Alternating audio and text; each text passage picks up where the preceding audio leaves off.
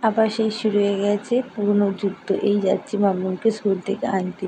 সেই আবার সেই সকালবেলা তাড়াতাড়ি ঘুম থেকে ওঠো, রেডি করো। অবশ্য কাকা শ্বশুর দিয়েছে সেই নিয়ে কোনো চাপ নেই। উঠে তো আমাকেই রেডি করতে হবে। আগে বাপের বাড়ি ছিলাম 11টায় ঘুম থেকে উঠতাম। হুট করে আবার সেই সকাল সকাল একটু হ্যাবিটটা আনতে একটু টাইম লাগবে। ইটস ওকে, যাই হোক। আর এদিকে হয়ে গেছে আমার প্রচণ্ড লেট। আজকে আমার এদিক ওদিক করতে করতে আমার লেট হয়ে গেছে। মাম্মামের স্কুল দিয়ে ছুটি হওয়ার টাইম হয়েই গেছিলো।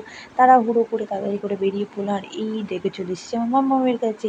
ও তো কোথা থেকে ফাঁকতে চলে এলো আমাকে দেখতে পেয়ে। আমি তো প্রথম ওকে খেয়ালই করিনি। আমি প্রথমে ভেবেছিলাম হয়তো আমার মাম্মাম এতদিন পর স্কুলে যাচ্ছে, অনেকদিন অফ গেছে, হয়তো কান্নাকাটি করবে। না, ও প্রচণ্ড পরিমাণে হ্যাপি ছিল। ও স্কুলটাকে নিয়ে প্রথম থেকে একটু সিরিয়াস ছিল। প্রথম যখন স্কুলে গেছে তখনও কান্নাকাটি করেনি। ও স্কুল প্রথম থেকে বলতো, মাম্মা আমি স্কুলে যাবো গাড়ি করে। স্কুলে যেতে খুব ভালো লাগে। যাই হোক, কান্নাকাটিটা একটু স্কুলে আসার সময় একটু কমই করেছে।